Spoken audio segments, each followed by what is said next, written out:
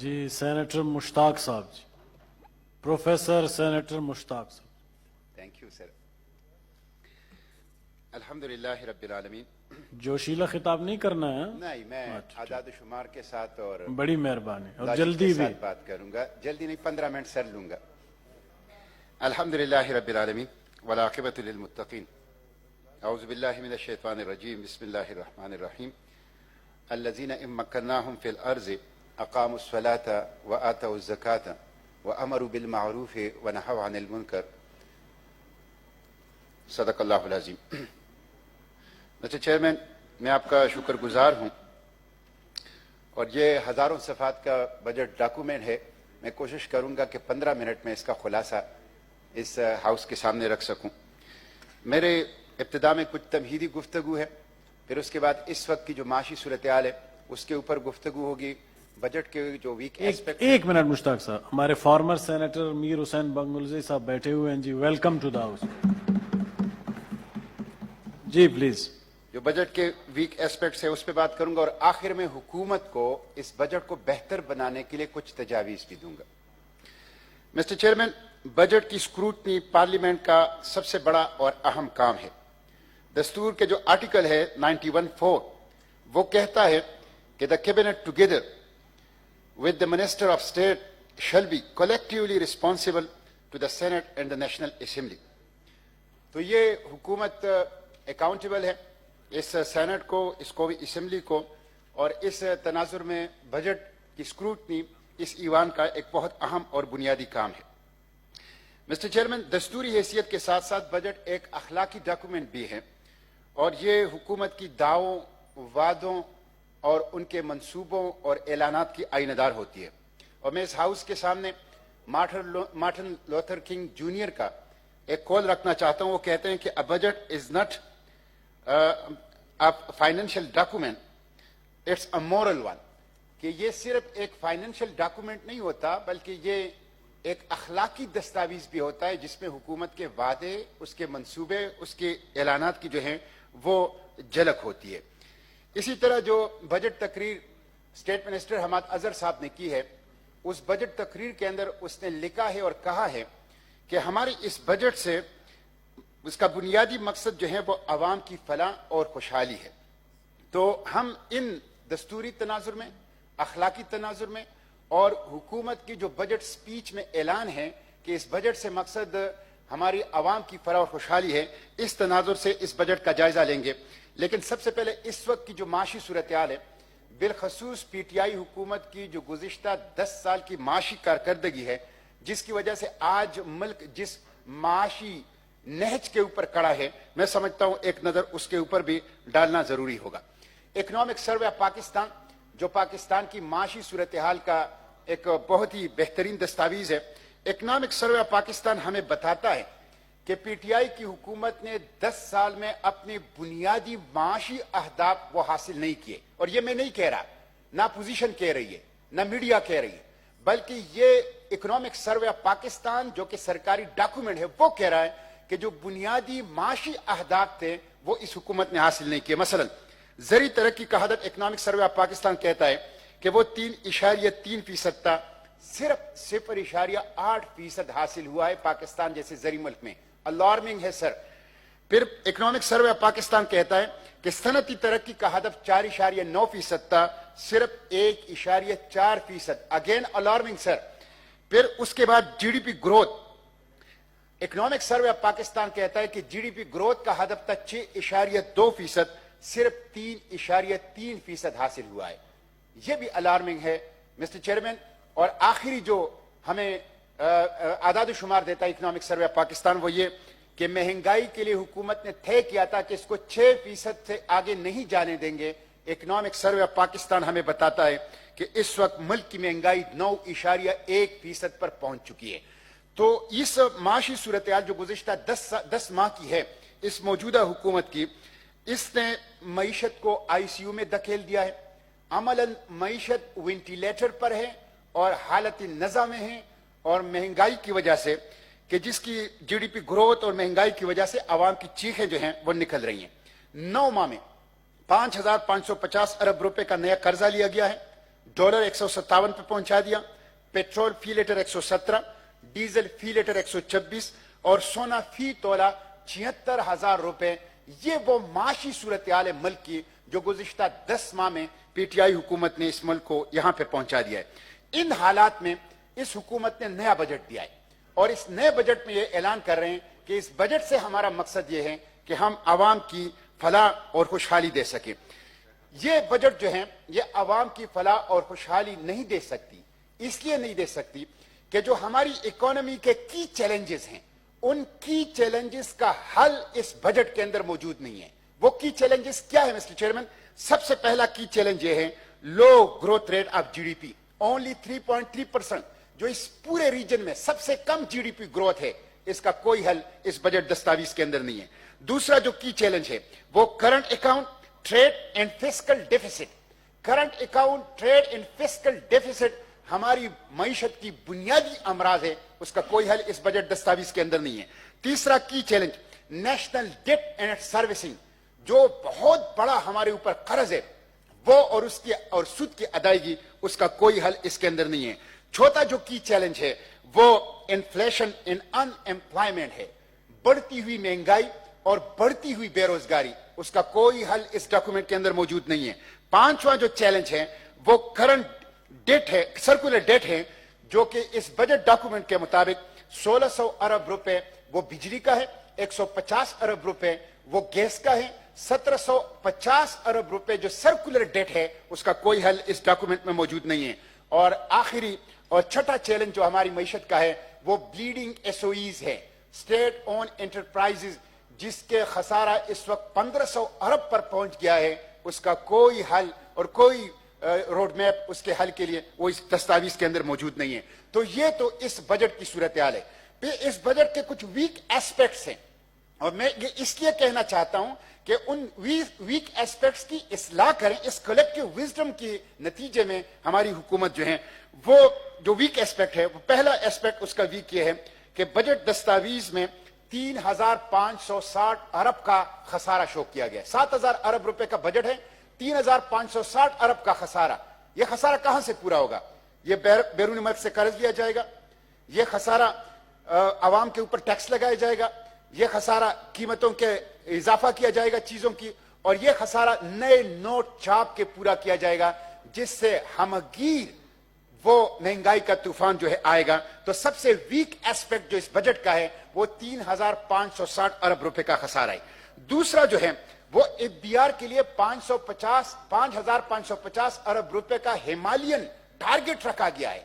मैं हैरान हूं मिस्टर चेयरमैन, ये एफबीआर जिसका गुज़िश्ता साल का टारगेट था 4,400 अरब, उसने सिर्फ 3,200 अरब का टारगेट हासिल किया। 4,400 अरब में 3,900 अरब का टारगेट हासिल करने वाला एफबीआर इस साल 5,550 अरब का टारगेट कैसे हासिल करेगा? बगैर स्ट्रक्चरल रिफॉर्म के और बगैर कोई इस्लाह किए बगैर। इसलिए ये अवाम को भी धोखा देना है और अपने आप को भी धोखा देना है। तीसरा जो इसका जो वीक वो एस्पेक्ट है वो ये है कि इनडायरेक्ट टैक्सेस में 39% इजाफा हुआ है और डायरेक्ट टैक्सेस में 25% इजाफा हुआ है। मिस्टर चेयरमैन, इनडायरेक्ट टैक्सेस जो है ये बहुत हार्मफुल हैं और इसका बोझ बराह रास्त अवाम पर, बिलखसूस गरीब अवाम के ऊपर पड़ता है। इसलिए कि इनडायरेक्ट टैक्स हम हमारे बच्चे बिस्किट में भी देते हैं, हमारे बच्चे टॉफियों में भी देते हैं, हम बच्चों के दूध में भी इनडायरेक्ट टैक्स देते हैं।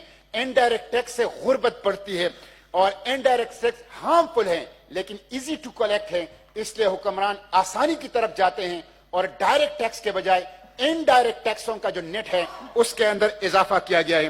तो 39% इजाफा इनडायरेक्ट टैक्सेस में किया गया है और सिर्फ 25% इजाफा जो है वो डायरेक्ट टैक्सेस के अंदर किया गया है। अमलन ये एक टैक्सों वाला बजट है और गरीब और अवाम दुश्मन बजट है। जो इसका पांचवा जो छठा वीक एस्पेक्ट है वो ये है कि एजुकेशन के ऊपर -28%, हेल्थ -21% कमी हुई है। एजुकेशन का बजट 28% कम कर दिया गुज़िश्ता बजट की निस्बत, हेल्थ का बजट 21% कम कर दिया गुज़िश्ता बजट की निस्बत, दिफा का बजट कम कर दिया है।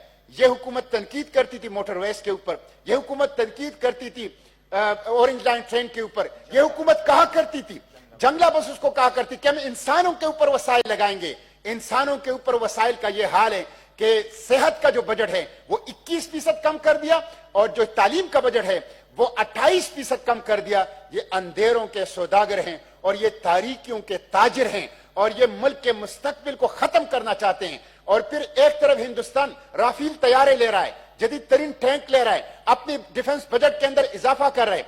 आपने डिफेंस बजट को फ्रीज नहीं किया, आपने रुपए की डिवेल्युएशन करके और बजट के मजमूई हुजम को बढ़ाकर उसमें आपने अमलन डिफेंस बजट के ऊपर कट लगाया है।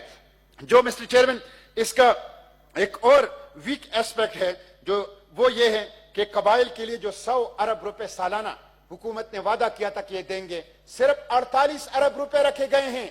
ये कबाइल के हुकूक पर डाका है और इस बजट के अंदर ये लिखा गया है कि कबाइली इलाकों के अंदर शिबली फराज साहब तशरीफ रखते हैं। एक तो 48 अरब रुपए 100 अरब के बजाय, दूसरा ये कहा गया है कि जो कबाइली इलाकों के अंदर स्टील मिल्स हैं उनको 5 साल के लिए एग्जेम्प्ट किया गया था, वो एग्जेम्पशन खत्म कर दी गई है। ये कबाइल के साथ जुल्म है। वहां ऑलरेडी इंडस्ट्री नहीं है, वहां ऑलरेडी लोगों का रोजगार नहीं है। जो छोटे मोटे वहां पे सनतें हैं उनकी एग्जेम्पशन को आप खत्म कर रहे हैं, उनकी इस्तिस्ना को आप खत्म कर रहे हैं। ये आप कबाइली आवाम का माशी तौर पर गला घोंटना चाहते हैं, उसको कुचलना चाहते हैं। मिस्टर चेयरमैन, केपी के साथ एक और जुल्म यह किया गया कि जो शंदूर, गिलगित, चतराल, दीर, जो सीपैक का जो अल्टरनेट था वो अल्टरनेट सीपैक खत्म कर दिया गया है। ये खैबर पुख्तनख्वा के तरक्की के ऊपर डाका है और खैबर पुख्तनख्वा के माशी हुकूक के ऊपर डाका है। जो सीपैक का अल्टरनेट रूट था, जिसे मंजूर कर दिया गया था, जो हुकूमत का वादा था, जो एक एस्टेब्लिश चीज थी, गिलगित, शंदूर, चित्राल और दीर के रास्ते, उसको खत्म कर दिया गया। तो ये कबाइल के 48 अरब रुपए, 52 अरब रुपए जो कट लगाया गया है उसके बजट पर, वहां पे जो स्टील इंडस्ट्री है उनकी एग्जेम्पशन जो खत्म कर दी गई है, उनको टैक्स के ऊपर जो लाया गया है और जो सीपैक खत्म कर दिया गया है, ये खैबर पुख्तनख्वा के हुकूक के साथ ज्यादती है और ये एक और वीक एस्पेक्ट है। मिस्टर चेयरमैन, 7वां वीक एस्पेक्ट इस बजट का ये है कि इसमें घी और चीनी के ऊपर भी टैक्स लगाया गया, ईंट, सरिया और सीमेंट के ऊपर भी। एक तरफ से पेट्रोल, डीजल, गैस और बिजली की कीमतें तो ऐसे बढ़ रही है, जब आपने घी और चीनी की कीमतें भी बढ़ाई इसका मतलब है आप नवाला छीनना चाहते हैं। जब आपने ईंट और सरिया और सीमेंट की कीमतें बढ़ाई इसका मतलब आप छत छीनना चाहते हैं।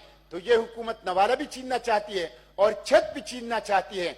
इस वक्त जो सीमेंट, ईंट और जो सरिये की इंडस्ट्री है इसके साथ 28 सनतें वाबस्ता हैं, वो सारी मुतासिर होगी। इस वक्त सिर्फ ईंट के भट्टियों में 1 करोड़ मजदूर काम कर रहे हैं। जो आप उसके ऊपर टैक्स लगाएंगे उन सारों की रिजक के ऊपर आप दरअसल डाका डालना चाहते हैं। मिस्टर चेयरमैन, 8वां वीक एस्पेक्ट इस बजट का यह है कि एक तरफ तो मुलाजिमीन को 10% एडहाक रिलीफ दिया गया है, लेकिन दूसरी तरफ कहा गया है कि जो 50,000 की तनख्वाह होगी उनको टैक्स नेट के अंदर लाया गया है। तो एक तरफ से देकर दूसरे हाथ से लिया गया है और अमलन उनकी तनख्वाह जो सरकारी मुलाजिमीन है वो कम कर दी गई है।